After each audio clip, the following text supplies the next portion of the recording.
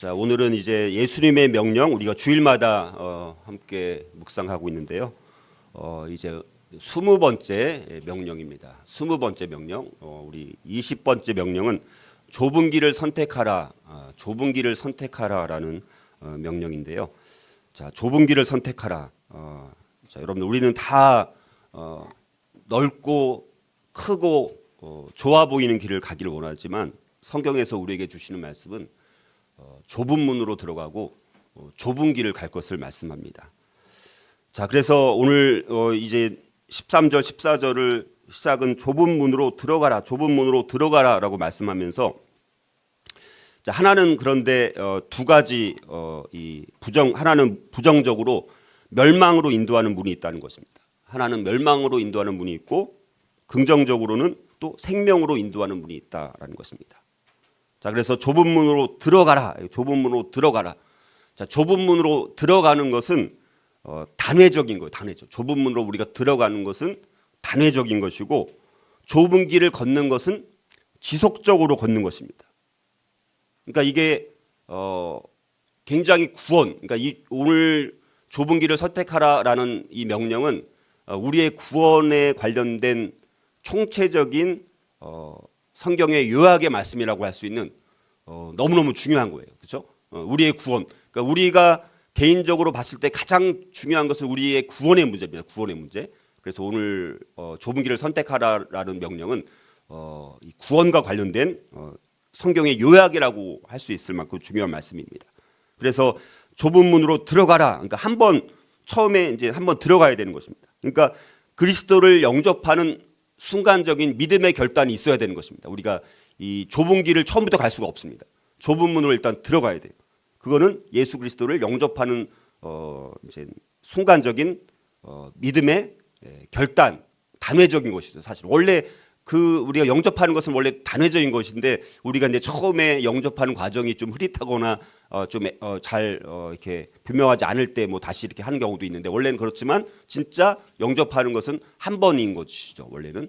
그리고 나서 그 이후에 이제 그리스도의 제자된 길을 걸어가야 되는 것은 그게 이제 좁은 길을 계속 가는 것입니다. 그러니까 좁은 문으로 들어간 다음에 좁은 길을 계속해서 가는 거예요. 그러니까 그리스도의 제자된 삶은 지속적으로 이제 요구되는 것이죠. 그렇죠? 그러니까 그렇게 이제 두 가지로 우리가 구분할 수가 있는 것입니다.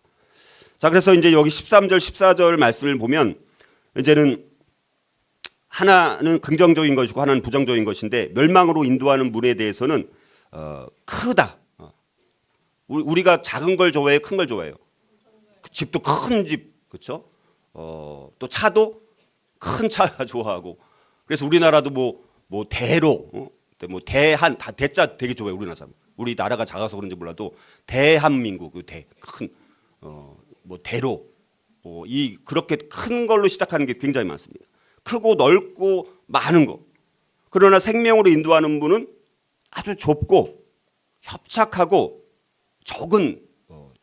적다. 그 길로 가는 사람이 적다. 이렇게 완전히 이제 멸망으로 인도하는 문과 생명으로 인도하는 문, 이 두 갈래의 길이 있는데 이거는 완전히 다르다라는 것입니다. 근데 우리는 어떻습니까? 좋은 것만 취하려고 하잖아요. 중간, 우리 항상 제가 말씀드리는 게 뭡니까? 우리가 항상 중간지대에 있으려고 하는 거. 그다음에 뭐 이중 국적자. 나는 좋은 나라 이 국적을 다 갖고 싶어하는 그런 성격이 있는데 성경에서는 제일 싫어하는 게 이중 국적자입니다. 천국 시민도 갖고 있으면서 이 땅에서도 부귀영화 다 누리고 살려고 하는 이거를 제일 싫어하는 것입니다. 자, 그러면 우리가 이제 궁금한 게 왜 이렇게 많은 사람들이 이 죽음의 길을 선택하느냐라는 것입니다.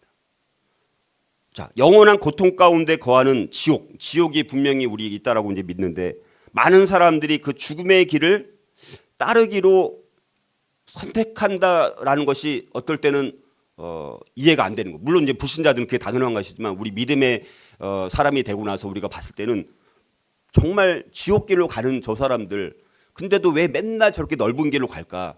죽음의 길을 선택해서 맨날 그렇게 멸망의 길로 갈까? 우리가 그렇게 생각하는데 과연 무엇이 그들로 하여금 이런 선택을 하게 할까라는 것입니다. 몇 가지 이유를 드리면 첫 번째는 조롱받는 것에 대한 두려움을 갖고 있습니다. 왜 많은 사람들이 죽음의 길, 넓은 길로 이제 넓은 문으로 자꾸 가려고 하느냐? 조롱받는 것에 대한 두려움이 있다는 것입니다. 자, 이렇게 많은 사람들이 잘못된 길을 선택해서 가는 이유는 뭐냐? 가장 큰 이유는 자기 뭐 친구들 아니면 동료들한테 놀림을 받고 거절당하는 것에 대한 두려움이 있다는 거예요. 그러니까 왕따 당하는 것에 대한 두려움인 거예요.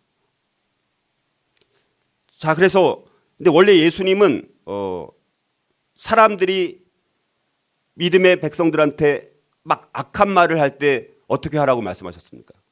막 믿지 않는 불신자들로부터 욕을 먹고 비방을 받고 우리가 그럴 때 어떻게 거꾸로 기뻐하라고 말씀하셨습니다. 그렇죠?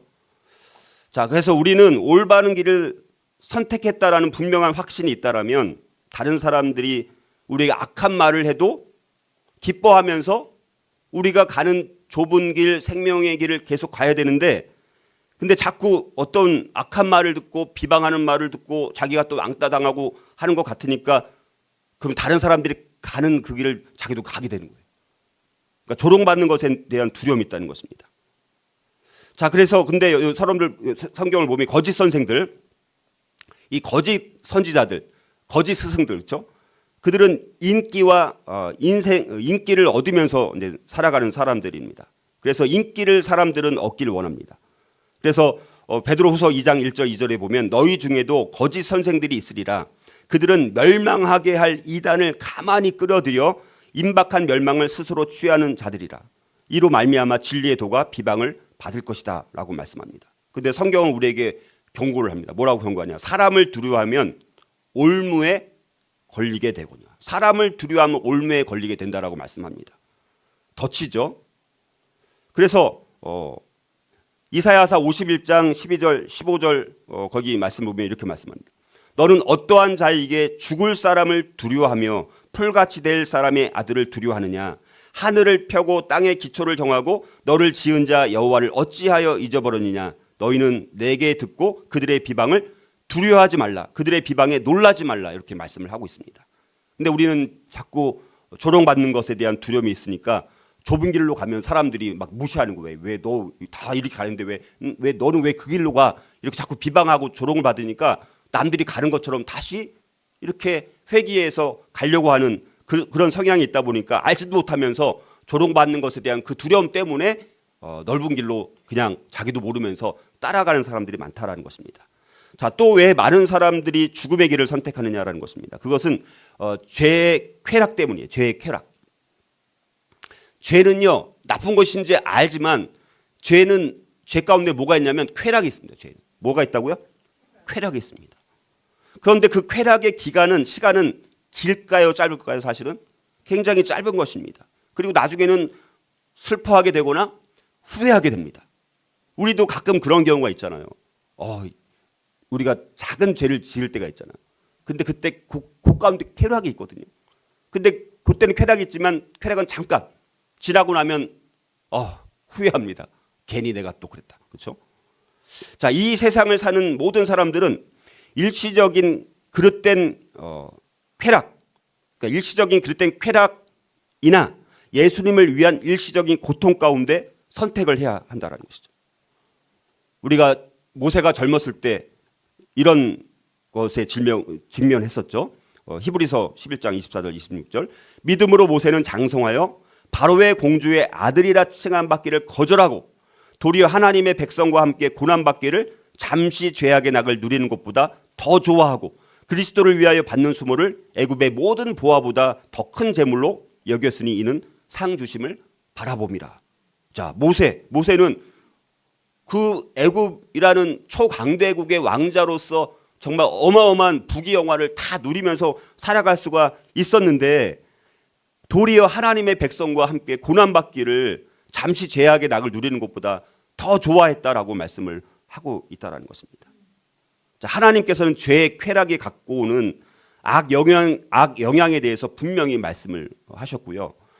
그래서 특별히 부적절한 배우자 아니면 부적절한 이성과의 관계 이런 거를 엄중하게 경고를 내리지 않았습니까? 잠언 5장 5절 8절 보면 그의 발은 사지로 내려가며 그의 걸음은 수올로 나아가나니 내 길을 그에게서 멀리하라. 그의 집 문에도 가까이 가지도 말라. 문 안에 문에도 가까이 문조차도 가지 말라. 이렇게 말씀을 하고 있습니다.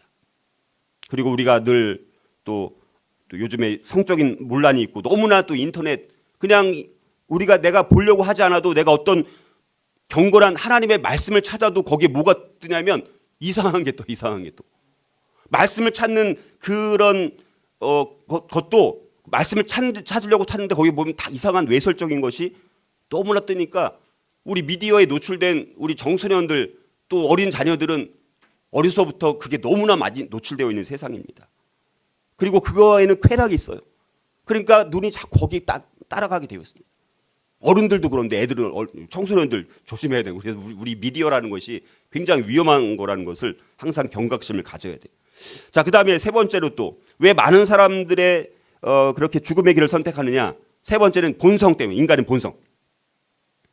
우리가 그냥 자연스럽게 그냥 내가 생각나는 대로 하는 이런 것들이 그냥 우리는 때로는 그게 옳다고 여기는 경우가 많죠. 근데 우리가 옳다고 여기는 그 선택과 우리가 그냥 뭐 자연스럽게 여기는 그런 행동들이 되게 위험할 수 있다라고 하나님은 경고하십니다. 잠언 14장 12절에 어떤 길은 사람이 보기에 바르나 필경은 사망의 길이니라. 잠언 16장 25절도 똑같이 반복해서 말씀하면서 어떤 길은 사람이 보기에 바르나 그래 어떤 길은 이거는 뭐 내가 볼 때 바른 것 같아요. 근데 필경은 뭐라고요? 사망의 길이니라. 이렇게 반복해서 말씀을 하고 있다는 것입니다. 그래서 우리의 본성이 하나님의 길과 차이가 있다는 것을 먼저 인식하는 게 필요합니다. 그러니까 내가 그냥 자연스럽게 아니면 자동적으로 하는 행동이 내가 맞는 것 같지만 그것이 사망의 길이 될 수 있다는 경각심을 가져야 된다는 거예요. 그래서 이사야 55장 8절 9절 이는 내 생각이 너희의 생각과 다르며 내 길은 너희의 길과 다름이니라. 여호와의 말씀이니라. 이는 하늘이 땅보다 높은 것 같이 내 길은 너희의 길보다 높으며 내 생각은 너희의 생각보다 높으니. 우리가 여러분 어떻게 하나님의 그 생각을 다 알 수가 있겠습니까? 그러니까 우리 자신의 명철과 내 자신의 지혜를 의지하지 말아야 되는데 우리는 너무나 자주 내 명철을 의지하고 있는 우리의 모습을 한번 볼 수 있다는 것입니다. 우리의 본성 자체가 하나님의 길과 다르니까 우리가 그냥 내 본성대로 내 본능대로 따라가면 안 된다는 것이죠. 그렇죠? 내 명철을 의지하면 안 된다는 것입니다. 자, 또 왜 많은 사람들이 죽음의 길을 선택하느냐라는 것입니다. 자, 그거는요. 인간 숭배 때문에 인간 숭배. 자, 이게 무슨 말이냐? 노아가 살던 시대 때 악이 만연했었죠. 사실 지금도 노아의 시대와 너무나 흡사합니다. 그렇죠? 노아가 살았던 때 너무나 악이 만연하고 사람들이 막 끔찍한 방법으로 너무나 타락했던 정말 부패했던 자, 그 시절.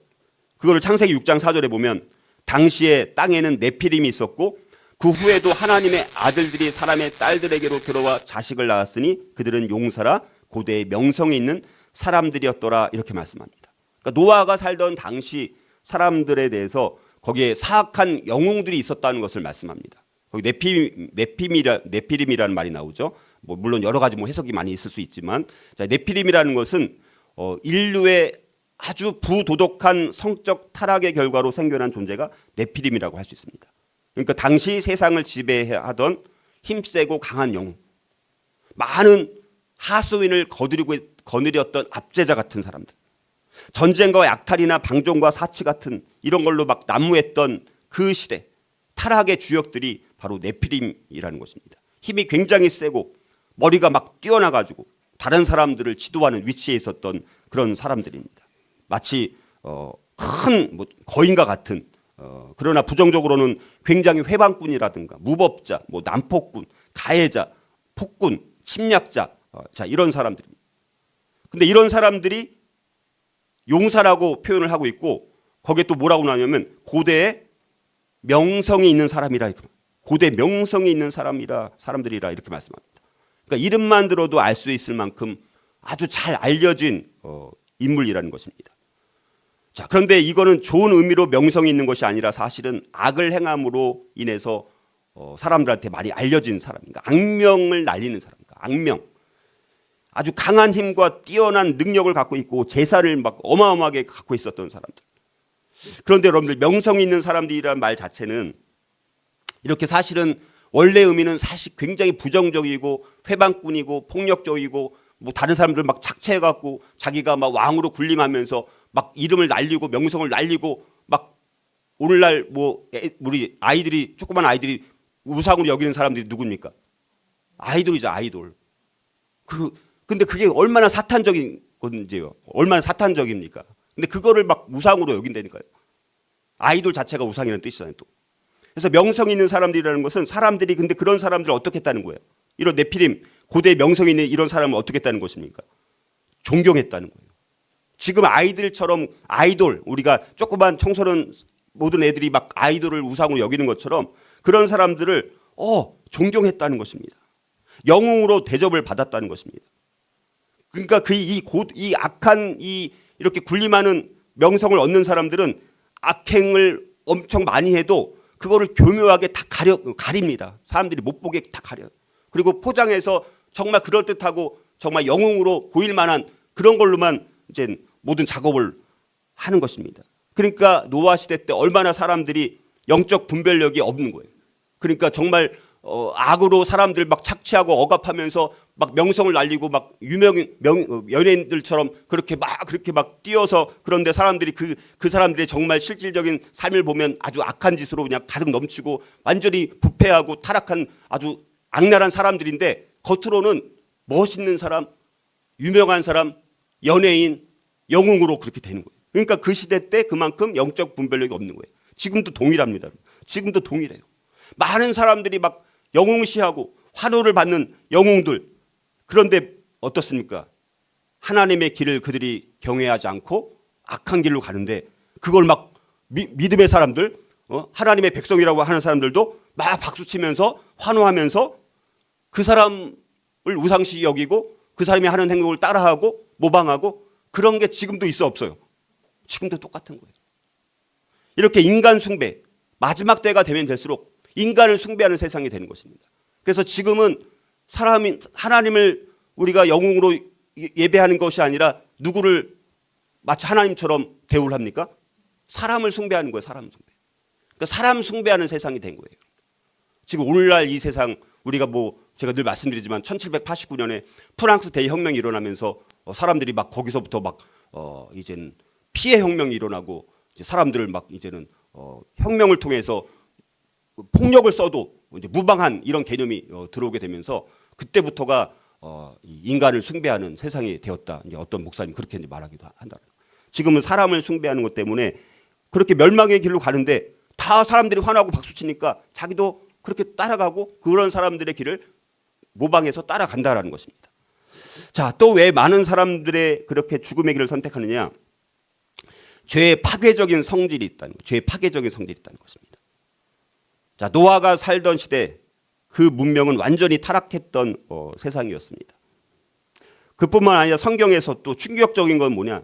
그 도시 전체가 그 문명 전체가 완전히 어떻게 무너질 수 있는지를 보여준 것이 소돔과 고모라입니다. 소돔과 고모라.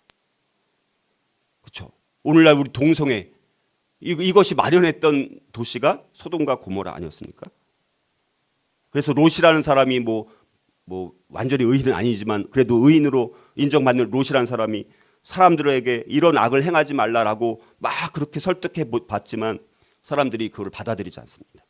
이스라엘 민족이 가나안 땅에 들어갔을 때 그 가나안 땅도 동일한 상황이었습니다.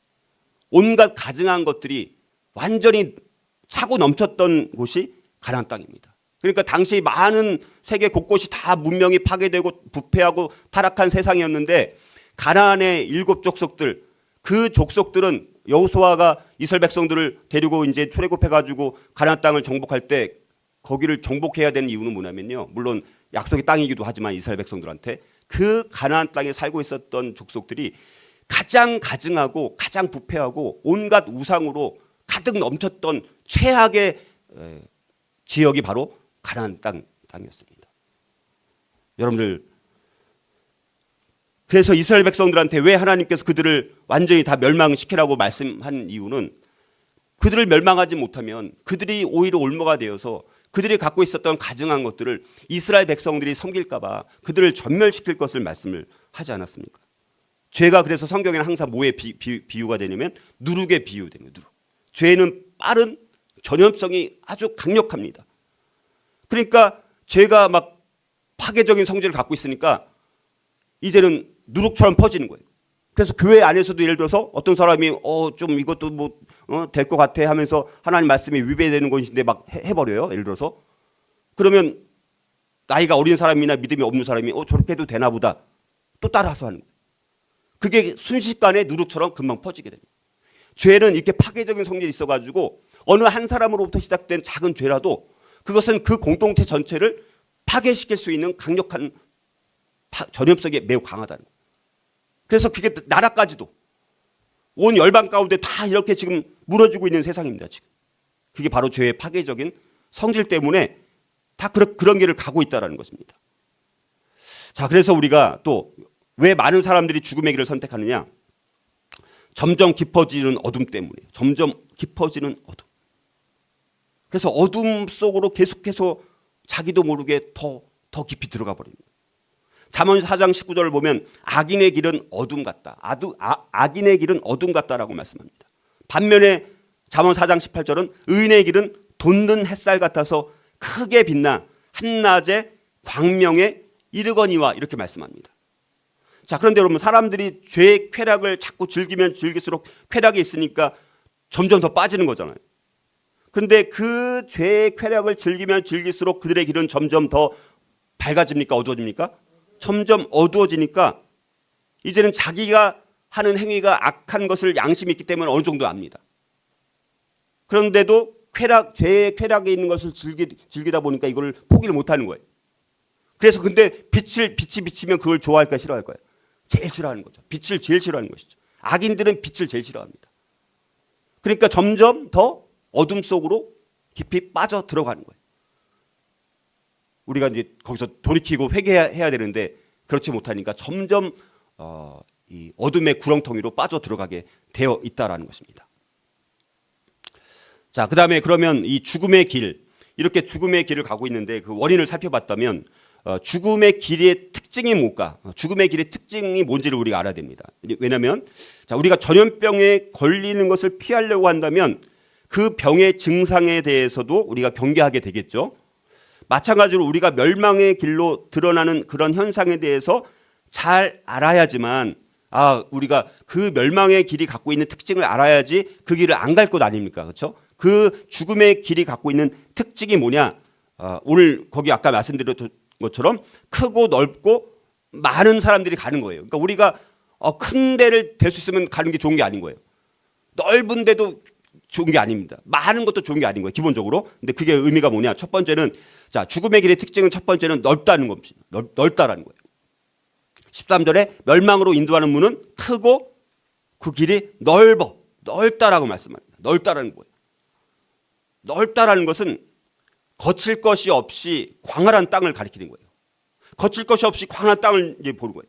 그럼 여러분들 봤을 때 내가 눈으로 봤어요. 근데 딱 땅을 보니까 거칠 것이 없고 광활한 땅을 이제 봤다면 그러면 이제 뭐예요? 자기 뜻을 펼치기에 너무나 좋고 앞에 가로막는 것이 없으니까 얼마나 좋아요. 그렇죠? 바로 이 넓다라는 것은 그런 거예요. 거칠 것이 없고 광활한 땅이니까 내 뜻을 펼치기에 너무 좋고 가로막는 것이 없으니까 얼마나 자기 멋대로 자기 마음대로 하기가 좋습니까? 바로 죽음의 길의 특징이 이렇게 넓다라는 것입니다. 그러니까 모든 것을 다 포용하고 모든 것을 다 받아들인다라는 것이 되게 위험한 거예요, 사실은. 자, 그다음에 사람들로 붐빕니다. 두 번째 특징은 뭐냐? 사람들을 붐비는 거예요. 그리로 들어가는 자가 많고 그리로 들어가는 자가 많다. 그러니까 자기 뜻을 펼치기에 좋고 앞에 가로막는 것이 없으면 사람들이 그 길을 가요, 안 가요? 당연히 가는 거예요. 여러분들이 뭐 험악하고 좁고 환경이 나쁜 그런 곳을 삽니까? 아니면 이렇게 앞에 가로막는 것도 없고 넓고 광활한 그런 곳을 좋아합니까? 대부분은 100의 100은 다 그렇게 선택을 한다는 거예요. 그런데 그리로 들어가는 자들의 특징은 뭐냐? 하나님을 싫어하고요. 아주 종교적인 사람들. 아주 종교적인 사람들. 그래서 우리가 이런 아무리 우리가 눈으로 봤을 때 편안해 보이고 좋아 보이는 길일지라도 단호히 우리가 거부할 수 있어야 된다라는 것입니다. 자, 죽음의 길 또 세 번째 특징은 불신앙의 길입니다. 불신앙. 이 죽음의 길은 불신앙의 길이에요. 그래서 사람들이 이 사악함, 부도덕함, 사람들이 자기는 자기에 대해서는 굉장히 관용적이에요. 다른 사람들을 할 때는 굉장히 엄격한데 자기한테는 굉장히 이렇게 관용적입니다. 그래서 죽음의 길의 특징은 세 번째는 불신앙의 길이고요. 죽음의 길 네 번째 특징은 풍요함을 주지만, 그러나 풍요함을 주긴 줘요. 그러나 슬픔을 더합니다. 자, 좁은 길을 걸어가는 사람들은 악한 자들의 형통함을 보고 그들의 부요함 안에 있는 고통을 깨닫지 못하고 부러워하는 시험에 드는 경향이 있습니다. 다윗도 마찬가지. 그러니까 우리가 좁은 길을 걸어가는 사람들이라고 했을 때 악한 사람들을 보니까 그들이 막 어렵고 뭐 이래야 되는데 그 사람들 보니까 나는 믿음으로 살고 의인의 길을 걸어간다고 하고 하나님 주님의 제자로 살아간다고 하는데 내 길은 굉장히 힘들어요. 고난이 있어요. 근데 막 악행을 마음껏 행하고 자기 멋대로 살아가는데도 그런 사람들 보니까 마치 어떤 것 같아요? 통통한 것처럼 보여요. 그러면 우리도 아무리 믿음이 있다라고 해도 그런 사람이 때로는 부러워요, 안 부러워요?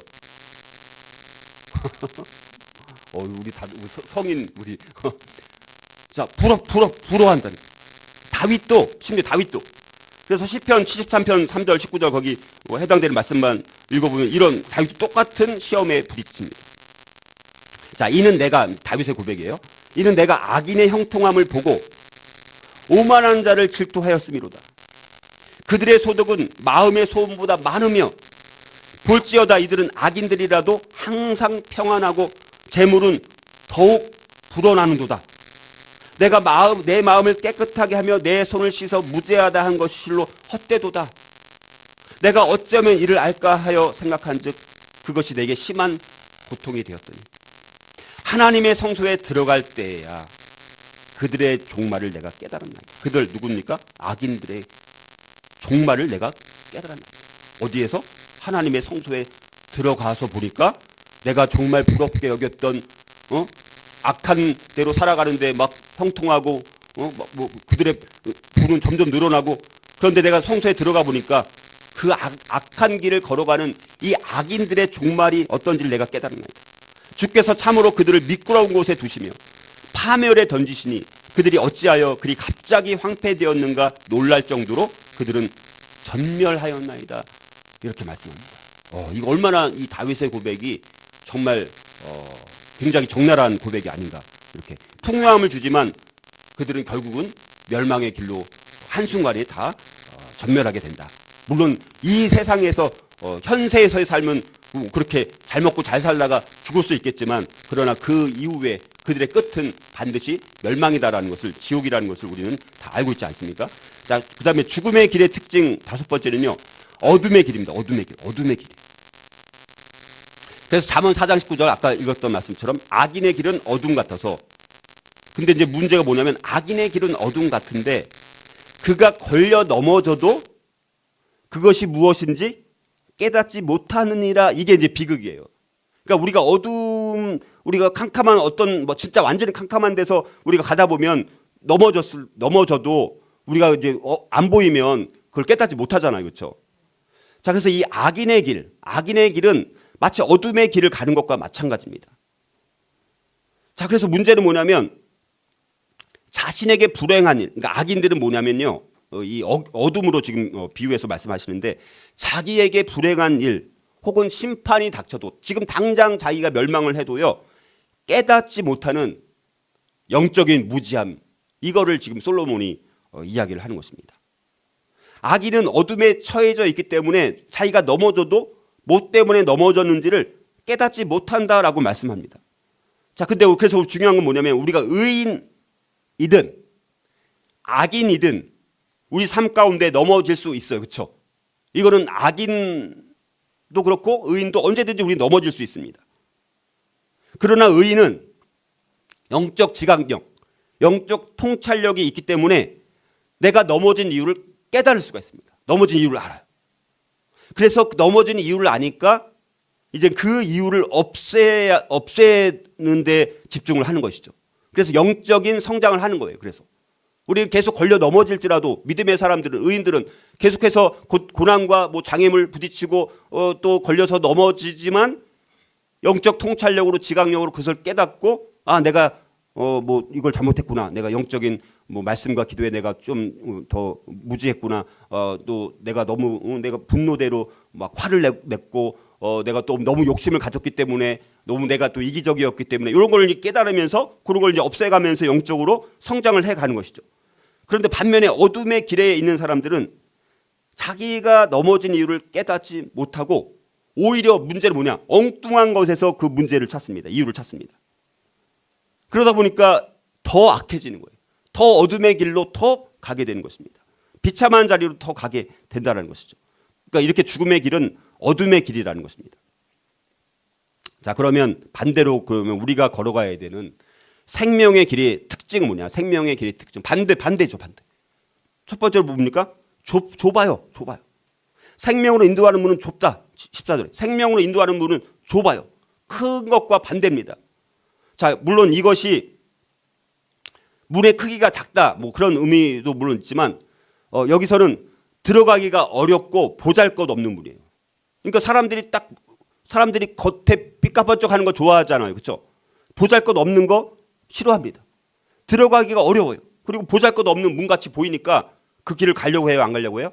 눈에 보이는 걸로 봤을 때는 보잘것 없으니까 100% 안 가는 거예요. 근데 그 길이 정말 생명의 길이라는 것입니다. 두 번째는 좁을 뿐만 아니라 사람들이 또 많지도 않아요. 찾는 자가 적음이에요. 찾는 자가 적음이라. 또 길이 협착해요. 길이 협착하다. 길이 협착하다라는 것은 무슨 말이냐? 길이 협착하면 우리가 편하게 갈 수 없잖아요, 그렇죠? 길이 협착하다라는 것은 뭡니까? 우리의 삶 가운데 고통이 있다는 거예요.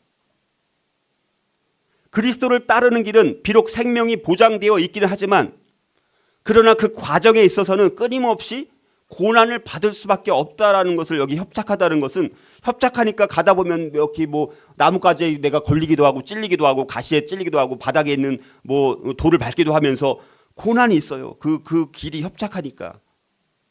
자, 그래서 그런 발에 돌멩이 상처받고 가시에 찔리고 나뭇가지에 긁히고, 그러니까 그 길을 가려고 해야 안 가려고 해요.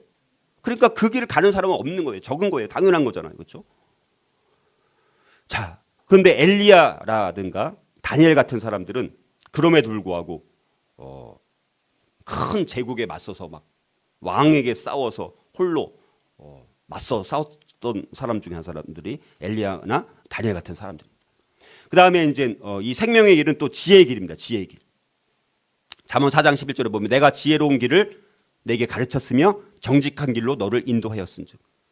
잠언 6장 23절 대저 명령은 등불이요 법은 빛이요 훈계 책망은 곧 생명의 길이라. 잠언 10장 17절 훈계를 지키는 자는 생명길로 행하여도 징계를 버리는 자는 그릇 가느니라. 자, 생명의 길은 우리가 지혜. 그래서 항상 우리가 지혜를 구해야 됩니다. 네 번째 생명의 길은요, 의로운 길입니다. 이 길은 의로운 길이에요. 잠언 8장 20절 나는 정의로운 길을 행하며 공의로운 길 가운데로 다니나니.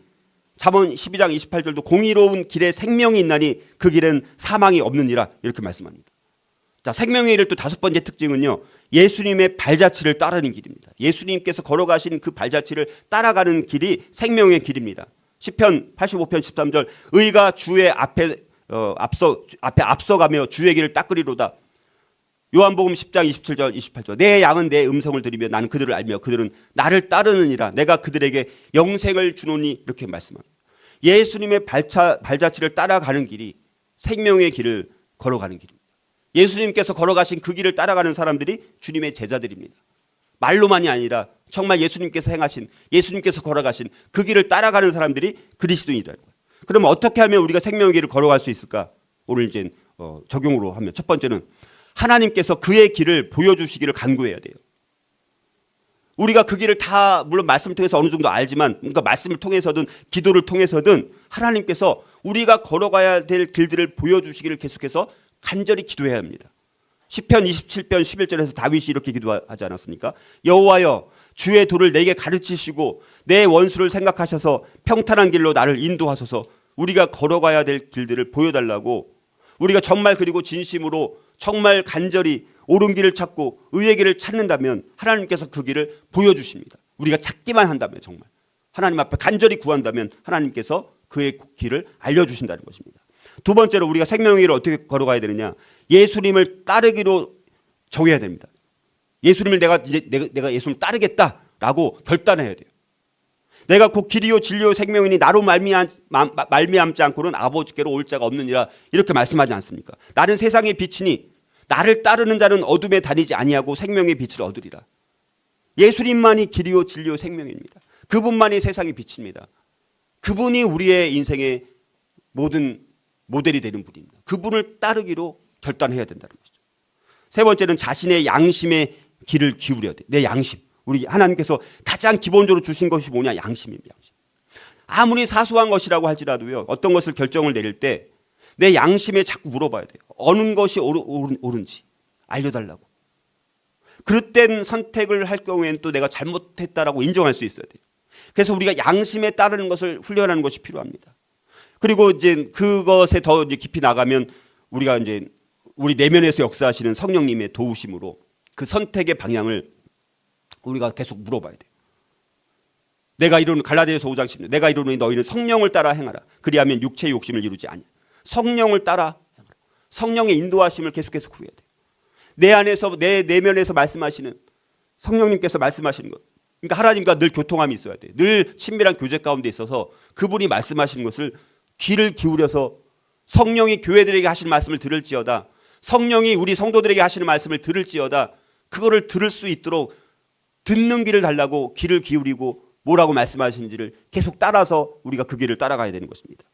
네 번째는 내 자신의 권리를 하나님께 양도해야 돼요. 내 권리를 내가 갖고 있으면서 내 뜻대로 내 마음대로 내 속에 오른 대로 행하는 것이 아니라 내 권리가 나에게 있는 것이 아니잖아요. 우리 그리스도인들은 내 권리를 다 어떻게 한 사람입니까?